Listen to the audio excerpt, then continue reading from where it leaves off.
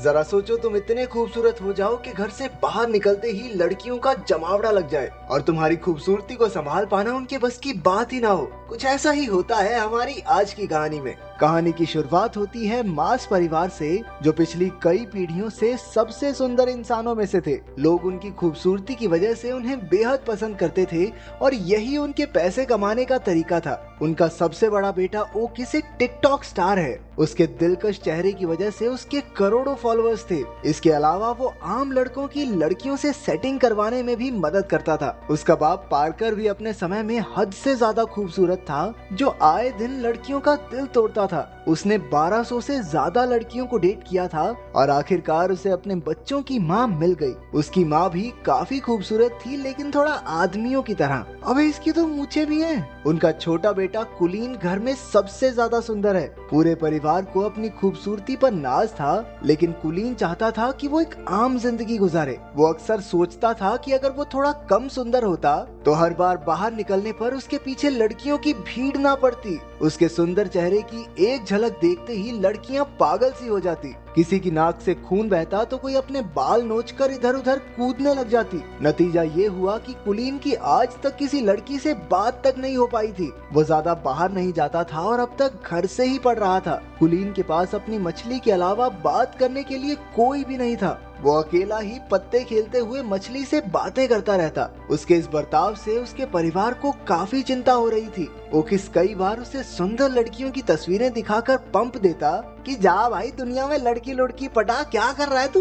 लेकिन कुलीन कहने लगा कि उसे एक ऐसी लड़की चाहिए जिसे उसकी सुंदरता से फर्क ही ना पड़ता हो। वो चाहता था कि लड़कियां उसके दिल के लिए उसे पसंद करें। जब कोई तरकीब काम नहीं आई तो परिवार वालों ने एक नया तरीका सोचा। उन्होंने गरीब होने का नाटक करने का प्लान बनाया ताकि वो कुलीन को स्कूल जाने पर मजबूर कर सकें। एक रात जब कुलीन पानी पीने उठा तो उसने अपने माँ बाप को बात करते सुना कि अब से वो लोग नाश्ते में सिर्फ अंडे खाया करेंगे ताकि कुलीन को घर से पढ़ाने के पैसे जमा हो सके। ये सुनकर उसे काफी पछतावा हुआ और अगली सुबह उसने स्कूल जाकर पढ़ने का फैसला किया। ये सुनकर पूरा परिवार खुशी से नाचने लगा, लेकिन फिर कुलीन ने कहा कि मैं तो सिर्फ लड़कों के स्कूल में जाऊंगा। बाकी सबका मूड थोड़ा खराब हुआ, लेकिन फिर भी वो मान गए कि कम से कम घर से बाहर तो निकलेगा ये। स्कूल के पहले दिन ओकिस उसे बाइक पर छोड़ने गया, लेकिन बाइक से उतरकर भी कुलीन हेलमेट पहनकर ही चला गया। उसने पूरा दिन हेलमेट पहनने की सोची ताकि किसी का ध्यान उसकी खूबसूरती पर ना जाए, लेकिन हुआ एकदम उल्टा,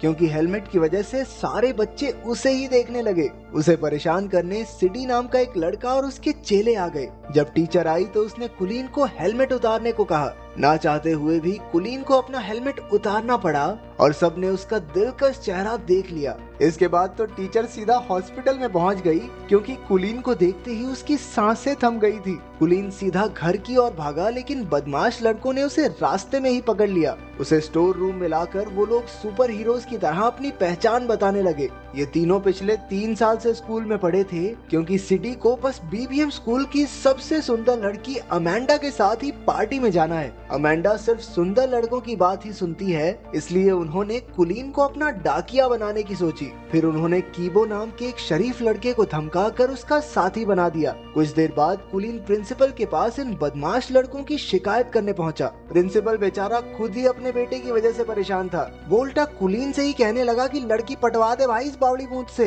ताकि जल्दी से जल्दी स्कूल को छोड़ के जाए। उस रात कीबो और कुलीन ने अगले दिन ये काम करने का फैसला किया। कीबो के रूप में एक अच्छा दोस्त पाकर कुलीन को काफी खुशी हुई। अगली सुबह वो दोनों बीबीएम स्कूल पहुंचे, जहां उन्हें देखते ही लड़कियां चिल्लाने लगी, ये हेलमेट वाले लड़के को बाहर निकालो, पता नहीं कितना बुरा दिखता होगा। सभी लड़कियों ने मिलकर कुलीन को हेलमेट उतारने पर मजबूर कर दिया। जैसे ही उसने हेलमेट उतारा, पूरे स्कूल में तहलका मच गया। कुछ घंटों बाद तो टीवी पर खबर आ रही थी कि कुलीन की वजह से लड़कियां पागल हो रही हैं। किसी की नाक से खून बह रहा था तो कोई इधर उधर उल्टी फुल्टी हो रही थी। स्कूल की सबसे खूबसूरत लड़की अमेंडा को भी उसे न्यूज पर देखते ही उससे प्यार हो गया। उसने ठान लिया कि कुलीन को अपना बनाकर ही रहेगी। जब खबर चारों ओर फैल गई तो हजारों की तादाद में लड़कियां कुलीन के घर के बाहर इकट्ठा होने लगी। उसके परिवार वालों ने घर में एंट्री के लिए टिकट बेचकर पैसा कमाना शुरू कर दिया। जब कुलीन ने छिपकर ये सब देखा तो उसे समझ आया कि उसके परिवार ने ही उसका इस्तेमाल किया है।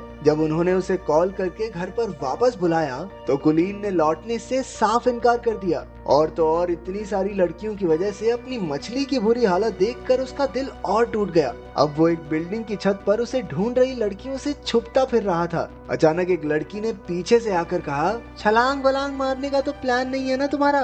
कुलीन हैरान होकर उसे देखने लगा, क्योंकि वो पहली लड़की थी जो उसे देखकर बेहोश नहीं हुई। उसे देखकर कुलीन के दिल की धड़कन बढ़ने लगी और वो कुछ बोल तक नहीं पाया। इसके बाद वो लड़की भी कुछ नहीं बोली और वहाँ से चली गई। कुछ देर बाद वो कीबो के घर रात गुजारने पहुंचा। कीबो और उसकी दादी ने उसका काफी ख्याल रखा। कीबो के कमरे में कुछ बहुत ही रेयर कार्ड्स को देखकर वो काफी खुश हुआ, क्योंकि उसे भी ऐसे कार्ड्स कलेक्ट करने का शौक था। अगले दिन दोनों छत वाली लड़की को ढूंढने लड़कियों के स्कूल में गए। वहाँ पर उनकी मुलाकात अमेंडा से हो गई, जिसे उन्होंने सिडी का खत दे दिया। अमेंडा कुलीन की खूबसूरती से फर्क न पड़ने का नाटक करने लगी, लेकिन जैसे ही वो गया अमेंडा की नाक से भी खून निकलने लगा। कुलीन को सीढ़ियों पर वो लड़की फिर से दिखी, लेकिन अपने आसपास लड़कियों के झुंड की वजह से वो उससे बात नहीं कर पाया। अगले कुछ दिनों तक कुलीन और कीबो साथ रहे और दोनों में गहरी दोस्ती हो गई। अगले दिन कीबो कुलीन को फुटबॉल देखने साथ ले गया, जहां वो अक्सर रेरे नाम की लड़की से मिलने जाता था। कीबो इस लड़की को बेहद पसंद करता था।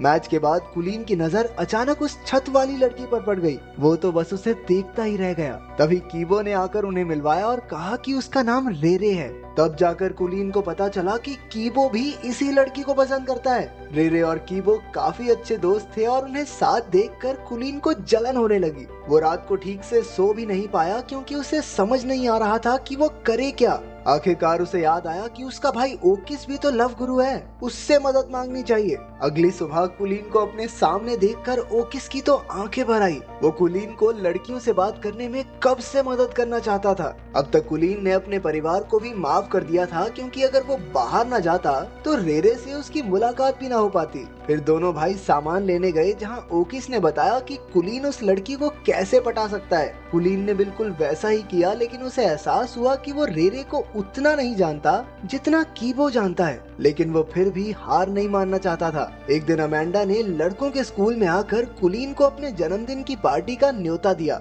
और साथ साथ एक फोन भी थमा दिया कि बाबू मुझे इससे कॉल करना, ठीक है? फिर शाम को कीबो, कुलीन और रेरे घूमने गए। वहाँ कुलीन समझ गया कि रेरे भी कीबो को पसंद करती है। उन्हें साथ देखकर उसे जलन महसूस हो रही थी। बाद में कीबो के जाने पर उसने सीधा रेरे से पूछ लिया कि क्या वो कीबो को पसंद करती है। पहले तो रेरे नहीं मानी, लेकिन जब कुलीन ने झूठ कह दिया कि कीबो तो अमेंडा से प्यार करता है, तो अचानक से रेरे का मुंह उतर गया। अब ये साफ था कि रेरे को भी कीबो पसंद है। इसके बाद घर लौटकर कुलीन ने अमेंडा को फोन करके उससे कुछ मदद मांगी, और वो तो कुलीन के प्यार में कुछ भी करने को तैयार थी। फिर अगले दिन अमेंडा के बर्थडे पर कुलीन और कीबो दोनों पहुंचे, तो अचानक से अमेंडा ने कुलीन को छोड़कर कीबो पर ध्यान देना शुरू कर दिया। वो उसे खींचकर साइड में ले गई और तभी रेरे भी पार्टी में आ गई। रेरे की नजर अमेंडा पर पड़ी, जो कीबो को किस कर रही थी। ये देखकर उस बेचारी का दिल टूट गया और वो वहाँ से भाग निकली। उसके पीछे पीछे कुलीन ने भी जाकर अपने प्यार का इजहार कर दिया।